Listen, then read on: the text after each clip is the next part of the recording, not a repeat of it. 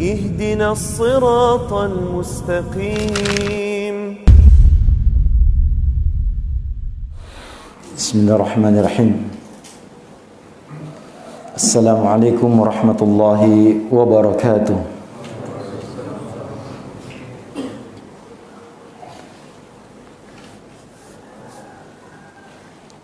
الحمد لله وكفى والصلاة وسلاما على عباده الذين اصطفى وعلى نبينا الذي وفى وعلى آله وأصحابه ومن اكتفى. أشهد أن لا إله إلا الله وحده لا شريك له وأشهد أن محمدا عبده ورسوله. أما بعد، معاشر الإخوة والأخوات rahimani wa rahimakumullahu ta'ala.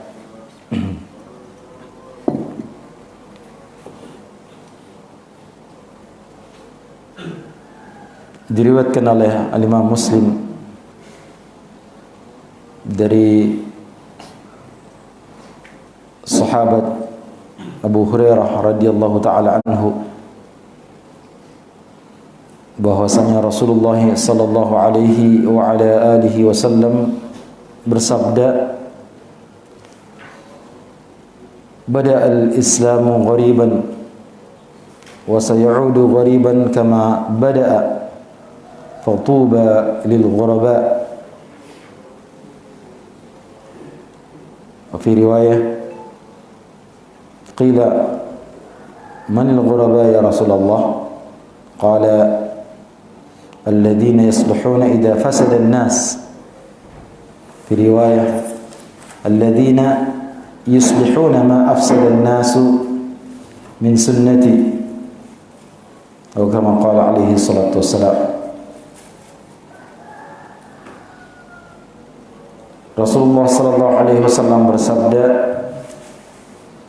Islam itu dimulai dalam keadaan gharib, asing, dan akan kembali asing sebagaimana permulaannya. Fatuba, maka beruntunglah orang-orang yang ghuraba itu, orang-orang yang asing itu, orang-orang yang dianggap asing itu. Ada yang mengatakan tuba adalah pohon di surga, artinya surga. Yang mengatakan tuba ay as-sa'adah, kebahagiaan, atau berbahagialah orang yang dianggap asing itu. Dalam satu riwayat Nabi ditanya, siapakah ghuraba itu, orang-orang yang dianggap asing itu? Beliau menjawab, mereka itu adalah orang-orang yang senantiasa, selalu konsisten dengan kesolehan mereka. Alladzina yasluhun, tetap soleh. Idza fasada nas, mereka tetap baik dalam segala hal, tetap lurus, tetap istiqamah di atas jalan, di atas agama Allah Ta'ala. Ketika manusia lain, ketika kebanyakan orang pada rusak, atau dan dalam riwayat yang lain alladzina yuslihun, itu orang-orang yang senantiasa yuslih, memperbaiki apa yang dirusak oleh orang lain dari sunnahku, dari petunjukku, dari jalanku, kata Rasulullah sallallahu alaihi wa ala alihi wasallam.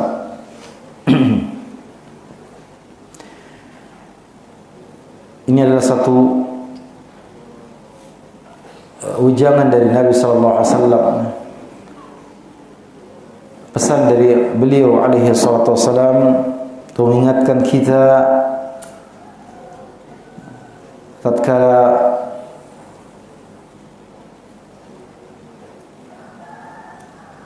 sunnah dan orang-orang yang mengikutinya itu dalam keadaan sebagai orang-orang yang dianggap asing, bahwa kondisi tersebut itu adalah keadaan atau kondisi yang sudah pernah dialami di awal Islam ketika Nabi sallallahu alaihi wasallam diangkat oleh Allah Subhanahu wa taala sebagai nabi untuk menyampaikan Islam. Maka Islam itu dianggap asing.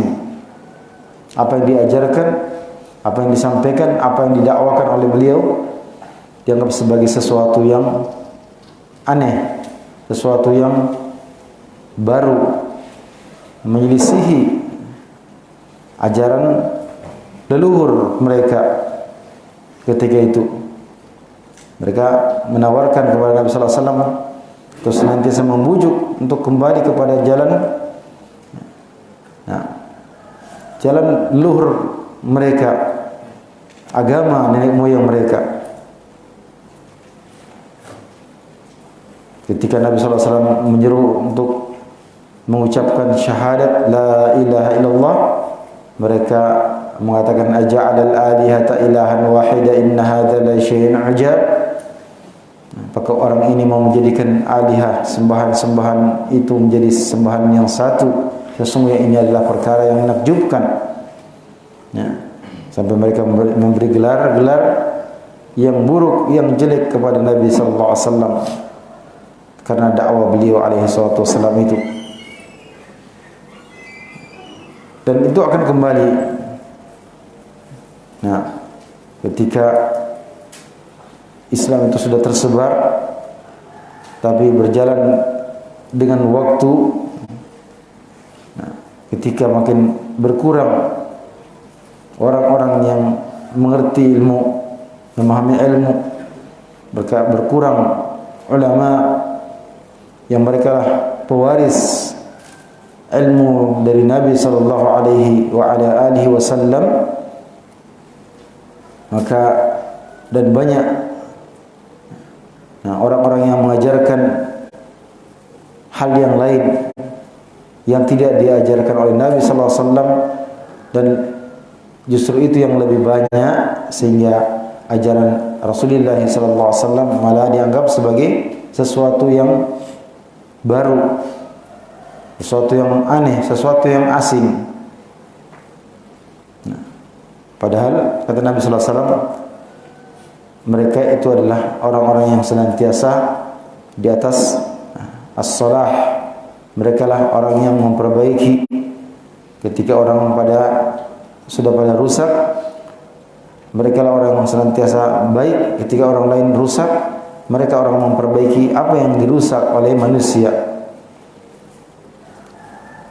Kata Syekh Abdul Aziz bin Baz rahimahullahu taala, mereka lah ahlul istiqamah. Mereka lah ahlul istiqamah yang konsisten di atas jalan agama Allah Subhanahu wa taala. Mereka lah yang patut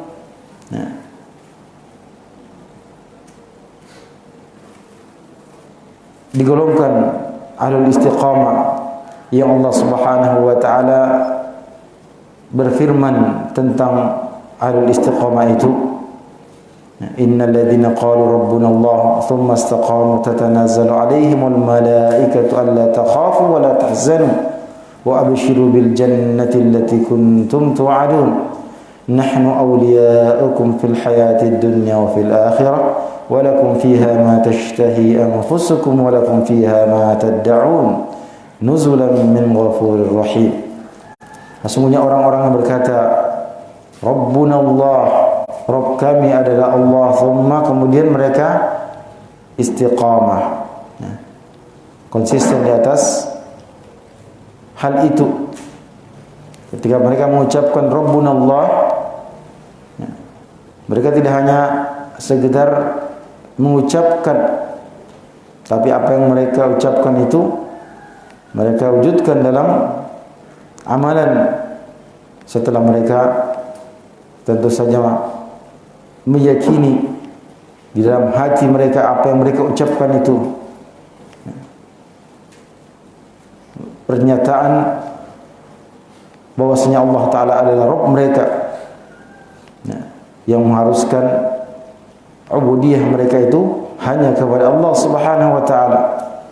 Pernyataan bahwa Allah yang menciptakan, Allah yang memberikan rezeki, Allah yang mengatur, itu mengharuskan mereka beribadah hanya kepada Allah Subhanahu wa Ta'ala saja, dan istiqamah di atas jalan Allah Ta'ala. Istiqamah bahwasanya Allah yang memberikan aturan syariat yang harus dipatuhi, yang diikuti, yang dijalankan adalah syariatnya Allah Subhanahu wa Ta'ala. Dan istiqamah di atas jalan tersebut, apa yang akan didapatkan?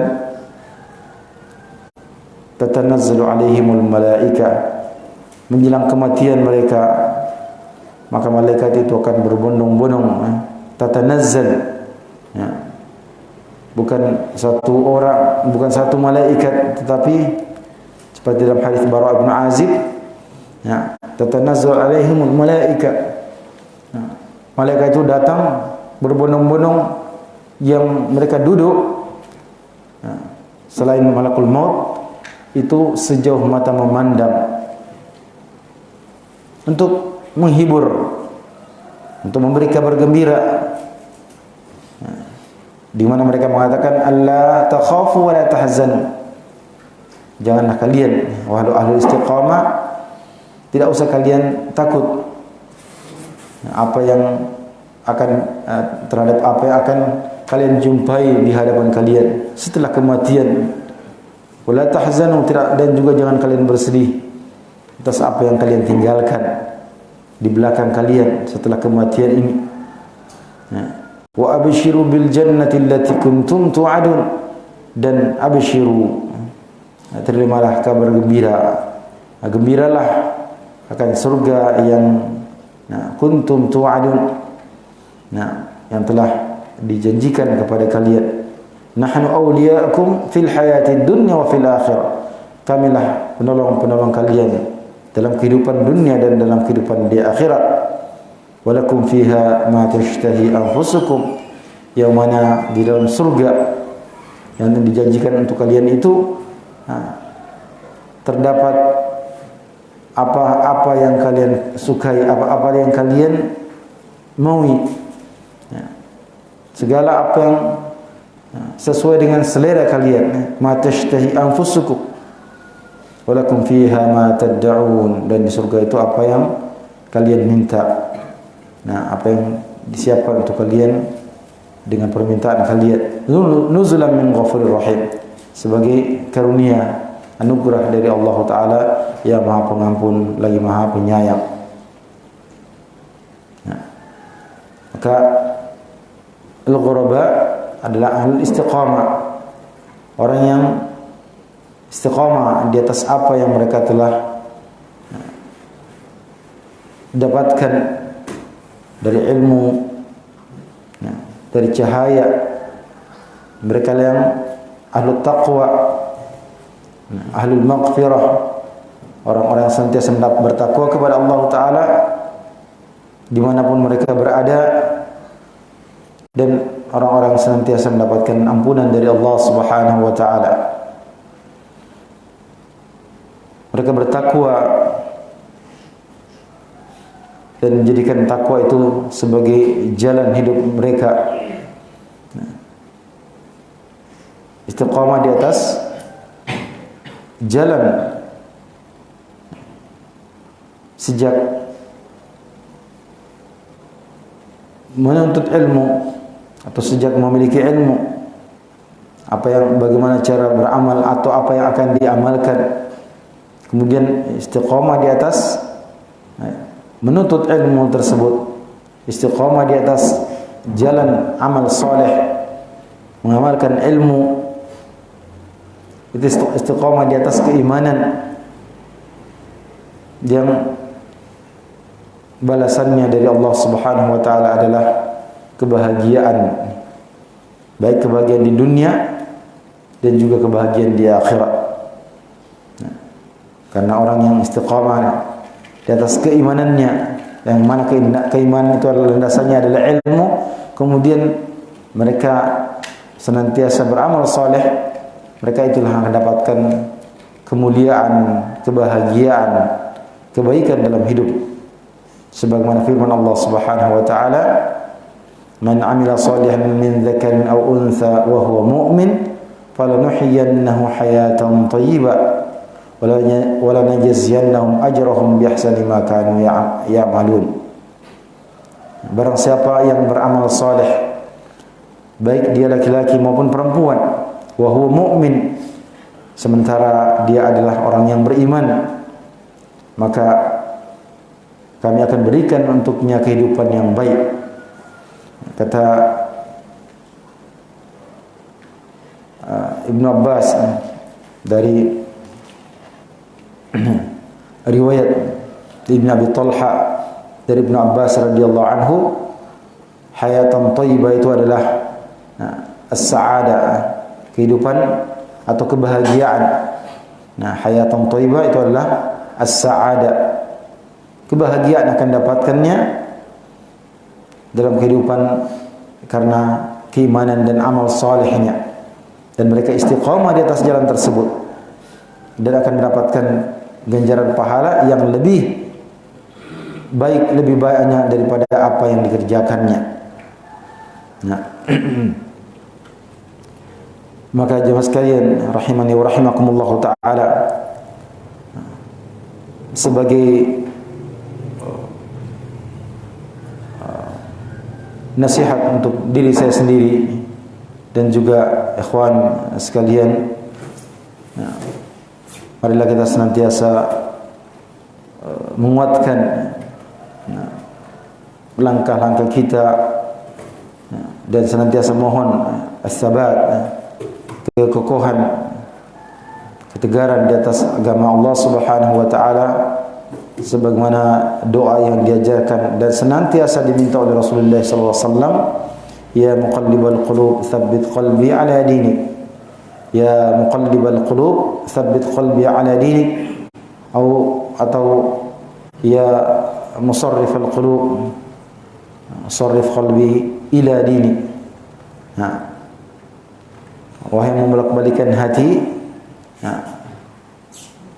kokohkanlah hatiku di atas agamamu.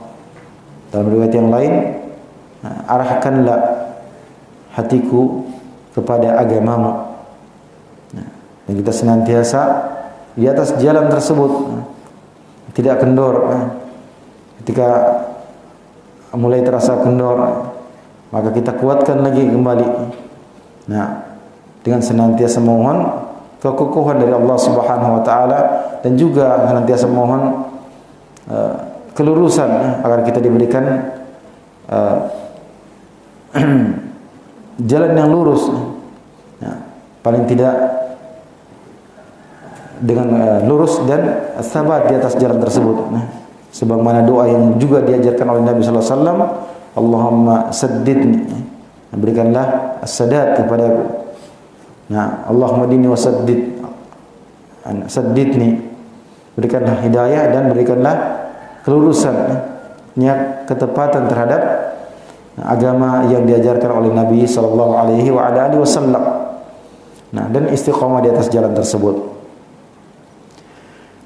Kemudian ikhwani wa akhwati rahimani wa rahimakumullah taala jami'an,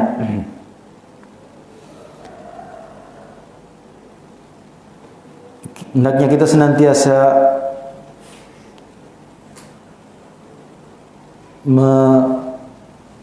melakukan koreksi ataupun selalu senantiasa melihat hati kita, dalam artian niat kita dalam apa yang kita kerjakan. Mungkin sebelum kita menuntut ilmu, kita harus bersihkan dulu niat kita. Maka demikian pula ketika Allah Subhanahu wa taala menganugerahkan kepada kita, memberikan secercah cahaya berupa ilmu, dengan usaha yang kita kerjakan, kita sudah berusaha menuntut ilmu, duduk bersabar. Nah, termasuk dalam beberapa hari ini, nah, kita mendengarkan 1-2 ayat, 1-2 hadis Nabi sallallahu alaihi wasallam.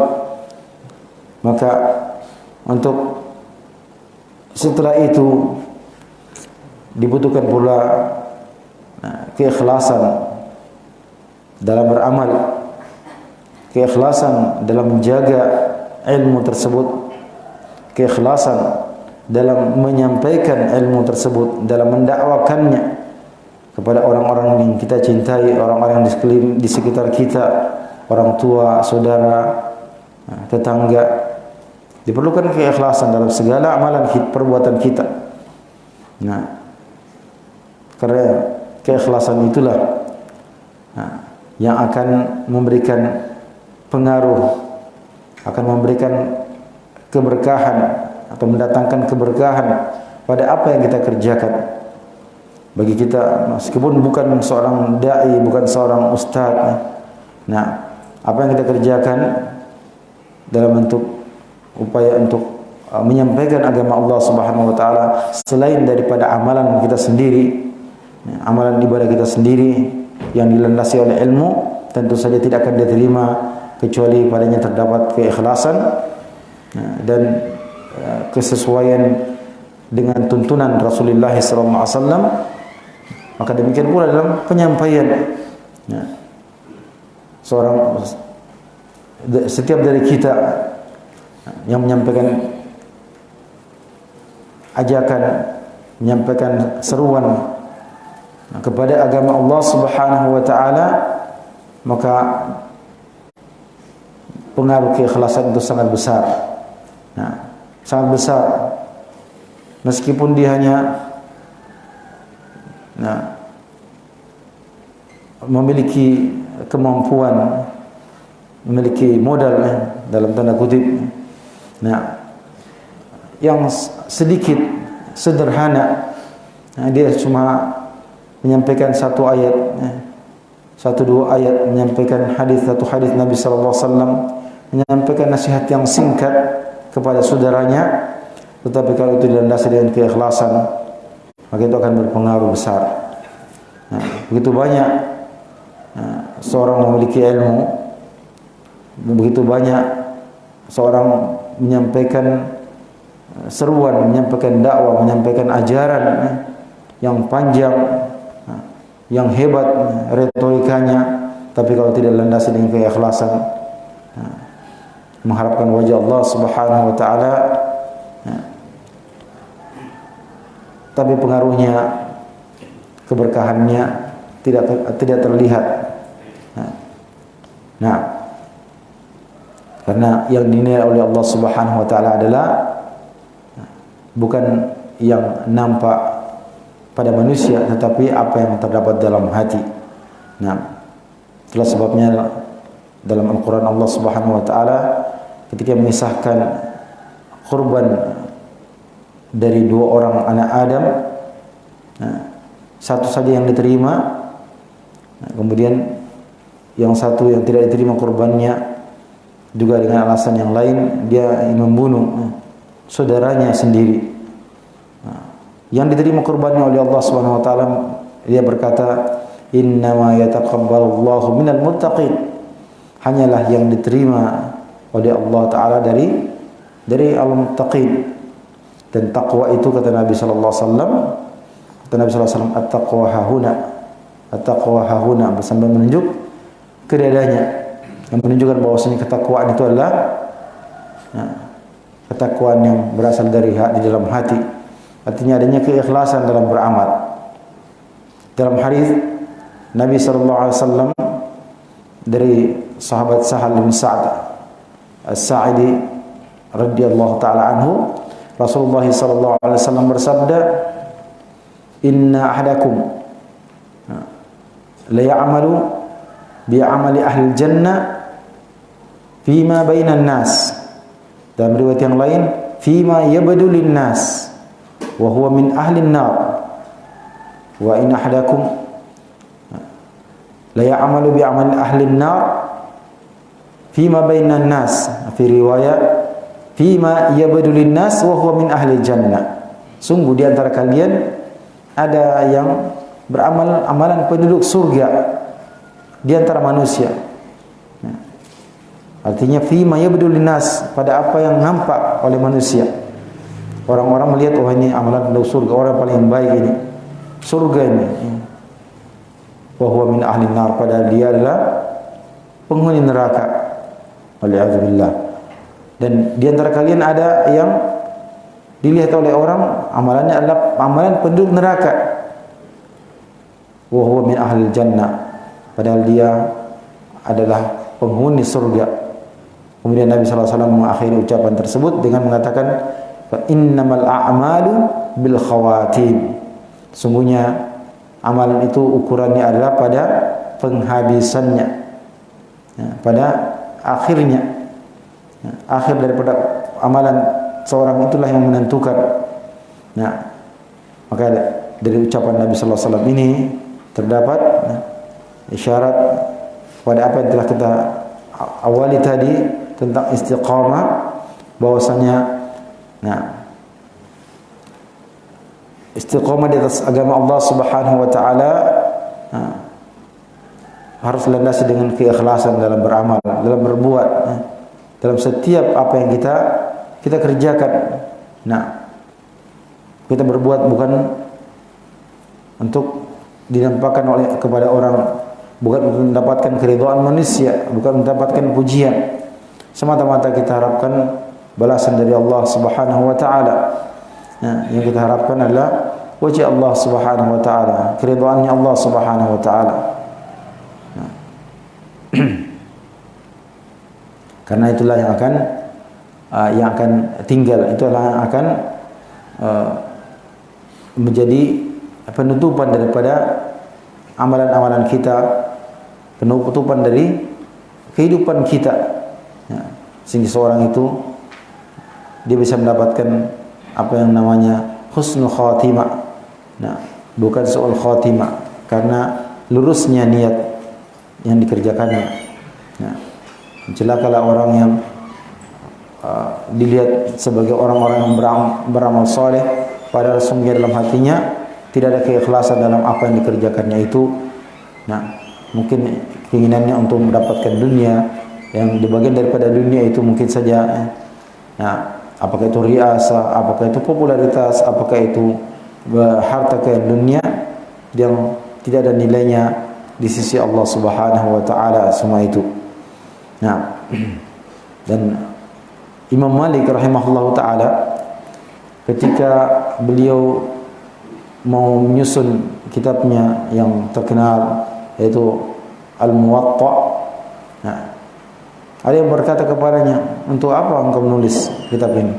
Kan sudah banyak kitab-kitab sebelum, sudah banyak orang yang menyusun kitab seperti itu. Apa jawaban Imam Malik rahimahullahu taala? Dia katakan, ma kana lillahi yabqa. Apa yang dilakukan karena Allah taala, maka itulah yang akan tinggal. Maka kana lillahi yabqa. Allah Subhanahu wa taala berfirman, fa amma zabadu fayadhhabu jufaa. Adapun buih itu akan hilang. Wa amma ma yanfa'un nas fayamkuthu fil ardh. Adapun apa yang bermanfaat bagi manusia, itulah yang akan tinggal di bumi ini. Artinya sesuatu yang dilakukan bukan karena Allah Subhanahu wa taala itu cepat, tidak akan lama masanya. Kalaupun dia berjaya, tidak akan lama masa jayanya.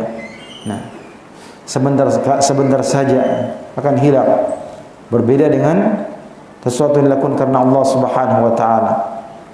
Itu akan tinggal, yang pasti tinggalnya itu sampai hari kiamat, karena itulah yang akan dapatkan balasan, yang itu yang memiliki nilai, yang memiliki nilai di sisi Allah Subhanahu wa taala. Adapun sesuatu yang dilakukan bukan karena Allah taala, maka itu adalah amalan yang sia-sia, tidak sampai kepada Allah Subhanahu wa taala, tidak diterima oleh Allah Subhanahu wa taala.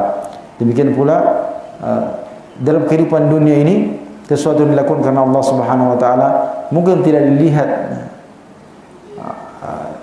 hasilnya secara kasat mata, secara zahir oleh orang yang beramal dengan ikhlas tadi, tapi akan dirasakan oleh mungkin anak keturunannya, dirasakan pada beberapa generasi berikutnya. Sementara yang berbuat bukan karena Allah, mungkin dirasakan kejayaannya, kenikmatannya, ya. Apapun bentuknya hanya sementara saja. Nah, kalau itu adalah popularitas, tidak lama popularitasnya itu akan jatuh. Kalau itu ketinggian riasa, maka riasanya itu akan jatuh. Nah, akan hilang. Nah, tidak akan lama sudah pujian itu akan berubah jadi celaan. Nah, demikian pula kita sebagai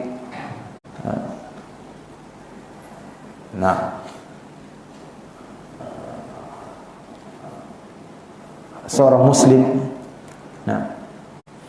hendaknya utamanya kita sebagai orang-orang yang mempelajari agama Allah Subhanahu wa taala tidak memperlakukan orang dengan cara yang berlebihan, baik itu dalam mencintai seorang, demikian pula dalam membenci seorang, tapi semua dengan kadarnya, sesuai dengan ukurannya.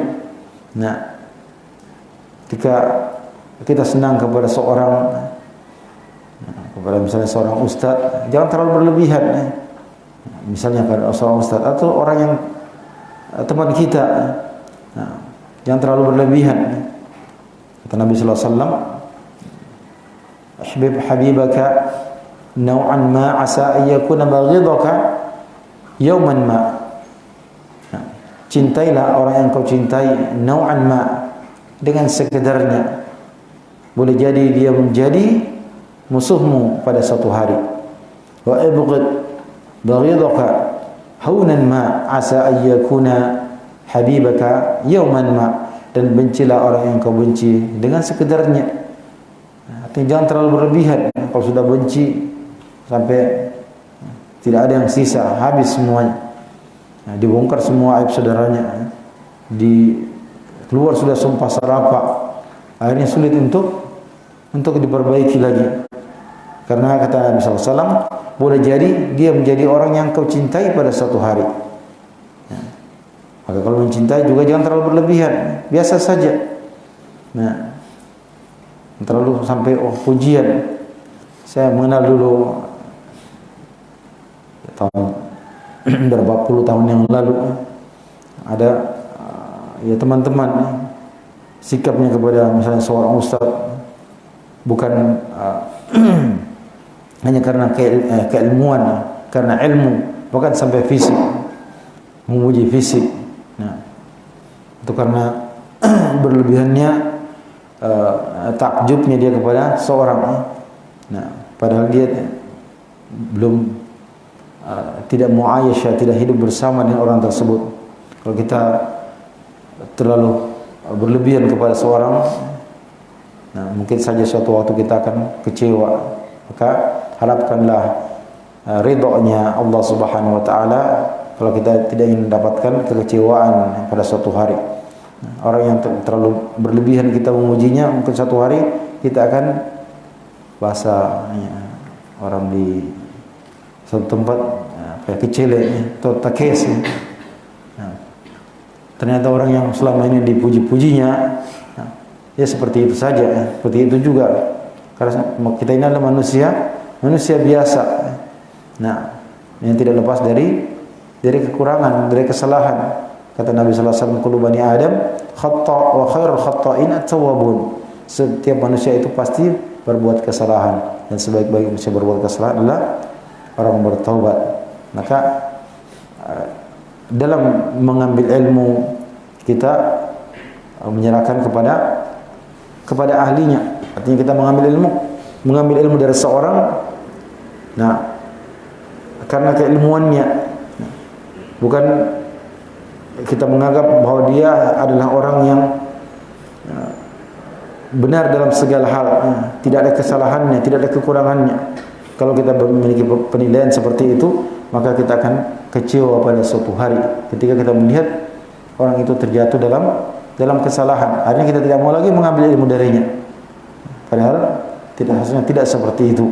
Nah, maka itu nasihat mungkin, atau jangan yang kedua atau ketiga, untuk kita tidak berlebihan terhadap kepada setiap orang, apakah itu teman kita atau kepada ustaz kita, tidak berlebihan dalam membencinya atau berlebihan dalam menyukainya sampai memuji hal-hal yang tidak ada hubungannya dengan ilmu.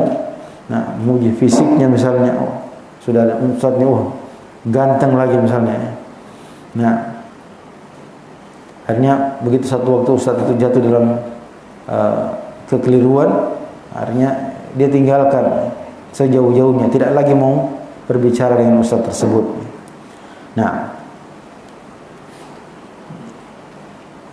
Kemudian yang terakhir, kembali saya mengingatkan kita semua, termasuk diri saya sendiri, untuk senantiasa bertakwa kepada Allah Subhanahu wa taala.